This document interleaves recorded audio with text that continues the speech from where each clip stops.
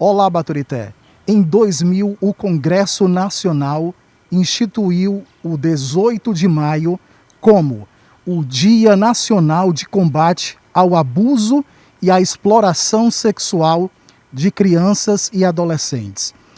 Isso aconteceu em honra, em homenagem ao caso Araceli, uma criança que foi violada e violentamente assassinada em Vitória, no Espírito Santo, exatamente no dia 18 de maio de 1973. O corpo dessa criança foi encontrado 6 dias após a prática, totalmente desfigurado por ácido e com marcas de abuso e violência sexual. Os principais suspeitos, Paulo Constantin Relau e Dante Michelini, pertencentes a famílias influentes do Espírito Santo, foram condenados pelo crime em 1980. No entanto, em um novo julgamento em 1991, os réus foram absolvidos após extensivo reexame do processo. Então hoje eu estou aqui em frente ao Conselho Tutelar para conversar com os conselheiros sobre esse assunto. Fica ligado.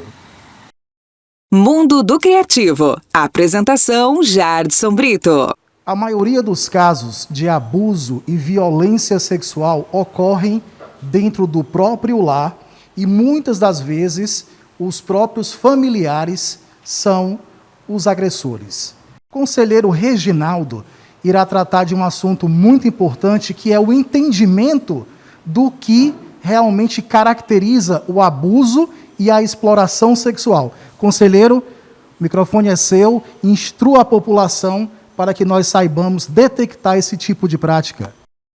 É um prazer estar fazendo parte nesse momento. 18 de maio é uma data muito importante para a sociedade. E as características do abuso sexual é a mudança de comportamento da criança, que as famílias têm que prestar bastante atenção a essa mudança de comportamento. Porque o abuso sexual, ele não acontece só na prática do ato carnal. Ele acontece também através de gestos obscenos, através de toque, né, com a mão, a criança, tocando as partes íntimas da criança. E a família vai perceber essa mudança de comportamento da criança, porque ela vai se sentir suja, ela vai se sentir culpada por ter acontecido esse ato. E de logo, os pais genitores da criança vão perceber essa mudança.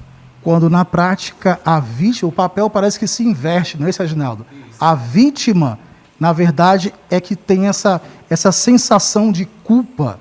Então, esses pequenos detalhes são os realmente que induzem a família a realmente buscar denunciar, no caso, o possível agressor dessa prática. Mas, Reginaldo, ainda a esse respeito, você acredita que as famílias baturitaenses que você atendem aqui têm realmente tido essa coragem de vir aqui e denunciar?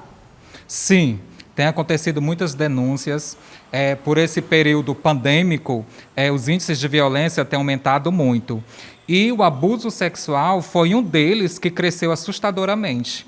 Nós aqui, a equipe do Conselho Tutelar, o colegiado, tem trabalhado muito essa temática e estamos preocupados em relação a essa temática, porque, incrível que pareça, essa prática acontece e está bem próximo da gente, de nossa realidade. Então, não se cale, denuncie. Existem vários canais de denúncia, né? Existe o Disque 100 das Secretarias de Direitos Humanos. Procure o Conselho Tutelar, procure a delegacia e faça a denúncia. Pronto. Conselheira Paula Barros, apesar de Reginaldo ter indicado caminhos de percepção, eu gostaria, assim, que você, com a sua sensibilidade feminina, pudesse também colaborar nesse sentido. Como é que pessoas, vizinhos, né, de repente, não somente a família, mas vizinhos, como eles podem fazer para ficar de olho e realmente perceber que a prática está sendo realizada? Bom dia, Jadson. É um prazer poder estar aqui abordando esse assunto, né, porque, infelizmente, ainda é um tabu na sociedade, né? Então, a gente tenha muita dificuldade de ver as famílias tratando desses assuntos, né? Então, é um prazer estar aqui podendo falar, infelizmente, de um assunto tão triste, né, que acontece diariamente. Então, assim, o que é que eu aconselho as mamães, os papais, né? É sempre, Jadson, ficar de olho no comportamento da criança, como ela tem se comportado, alimentação. Muitas vezes a criança ela fica com medo de tomar banho, ela fica com medo de trocar de roupa, ela muda o comportamento dela quando se trata de brincar com outras crianças, ela se fecha mais, ela fica introspectiva. Então, é importante que a mãe, o pai, fique sempre atento a esse comportamento. Sempre pergunte e venha buscar ajuda no Conselho Tutelar, no CREAS, que tem todo um serviço especializado para estar atendendo essas demandas. Mas é importante que a mãe e o pai, os familiares próximos, fiquem de olho. E algo que eu não posso deixar de estar falando aqui, Jadson, é que, infelizmente, a maioria dos abusadores, eu posso dizer que praticamente quase 100% dos abusadores são familiares, são pessoas próximas. São padrastos, são pais, são tios, vizinhos, pessoas que a criança confia, que acaba induzindo a criança até vir a você. E muitas vezes a criança se cala por medo, como você falou anteriormente, a criança passa a ser a vítima, onde, na verdade, aliás, o abusador passa a ser a vítima, onde, na verdade, ela é a vítima. Isso tem que ficar bem claro entre as famílias. Então, a criança ela tem que falar, ela tem que ser orientada desde criança que isso acontece, claro, de uma forma sutil, de uma forma lúdica, que essa informação chegue até a criança que isso existe, não de uma forma brusca, mas é importante que a família passe essa segurança para a criança. As escolas têm que abordar esses assuntos de uma forma lúdica, criativa, para que as crianças saibam que isso, infelizmente, acontece na nossa sociedade. Ok, Paula. Conselheiro Neilton Dantas. Bom, o canal hoje conversa com os 3 conselheiros. A equipe tem mais, não é isso? Temos aqui o conselheiro Evani, que não está presente nesse momento, né, o plantão dele, né? E o conselheiro Francilino... Albênio, que está de férias. O Albênio, que está de férias. E o Françami, que é o conselheiro substituto, que infelizmente não está aqui conosco hoje. Nós temos aí uma grande missão, que é de instruir não somente a família daquela vítima, mas toda a sociedade baturitense, para que essa prática ela não aconteça. Na verdade, a intenção nossa é que não seja necessário tratar o problema, seria, na verdade, preveni-lo, né? Quais medidas podem ser adotadas, conselheiro? Jadson, bom dia aos colegas conselheiros, aos internautas. Queria entrar logo falando no mês de maio, né, que é o Maio Laranja, né, que é um mês dedicado nacionalmente, né, o dia 18 de maio, que falar sobre o Faça Bonito, que é uma campanha nacional. E é muito importante que não só a sociedade, mas a sociedade, o poder público, o Ministério Público, Polícia Militar, a nossa rede, a sociedade, as famílias, né, qualquer pessoa precisa estar atento, né? Infelizmente, no Ceará de 2020, nós tivemos mais de 800 casos, né, de que aconteceram de denúncias de abuso de criança e adolescente.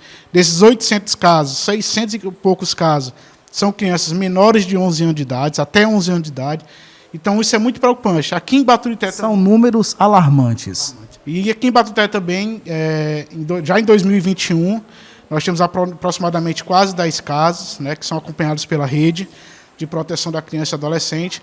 E é como meus irmãos falaram, a sociedade tem que estar de olho. Primeiro de tudo, não ter medo de denunciar. Por incrível que pareça, são 10 casos já até agora em maio, né? Mas quantos casos já aconteceram que as pessoas não tiveram coragem de denunciar por medo? A própria família, às vezes, tem medo de denunciar, guarda esse problema, às vezes nem consegue perceber que está acontecendo isso. Então, assim, a sociedade precisa abraçar esta causa, né? Denuncie, diz que 100, né? Está aí no Direito dos Humanos, você não tem coragem de denunciar porque eu conheço todo mundo aqui em Baturité. Liga para o Disque 100, vem aqui no Conselho Tutelar, vai na Polícia Militar. Não deixe isso passar. Se você notar uma criança dentro da sua casa, no seu vizinho, com diferença, eu não sei fazer, eu não sei como conduzir. Procura os órgãos de proteção, Conselho Tutelar, CREAS, que com certeza essa criança ela está passando por algum problema. Então, eu queria aqui convocar toda a população de Baturité, toda a sociedade, todas as redes, vamos abraçar esta causa. Baturité precisa abraçar esta causa. Dizer não ao abuso contra crianças e adolescentes em Baturité. Então, como vocês perceberam, nós temos aqui ocorrências em Baturité, e nesse sentido, havendo ocorrência, conselheiro Reginaldo Lima, quais medidas, né, quais programas terá essa criança, no caso, para um atendimento aqui pelo Conselho Tutelar? De primeira mão, tem a criança ser acolhida, né? Porque ela está fragilizada naquele momento. Ela tem que ser acolhida e se sentir segura pela equipe do Conselho Tutelar, pelo colegiado. Aí a gente faz os encaminhamentos, né? Delegacia, para fazer a investigação e apurar os fatos, né? Encaminhamento para o ML, para o exame de corpo de delito, para a constatação realmente do ato, e também para o CREAS, que é o órgão que faz acompanhamento psicossocial da criança, né? Tem uma psicóloga, tem a equipe técnica, tem assistente social para estar acompanhando a criança. E tem outros projetos também dentro da assistência que a criança pode estar sendo inserido. Então aí nós temos a rede de proteção que vai entrar realmente nessa jogada, né, e fazer todo o amparo da criança vítima, correto? Correto. Muito obrigado, Reginaldo, Paula Barros, Neilton Dantas, pela participação. Para você que nos acompanha, um grande abraço e até o próximo Fale. Obrigada pela companhia e até o próximo episódio.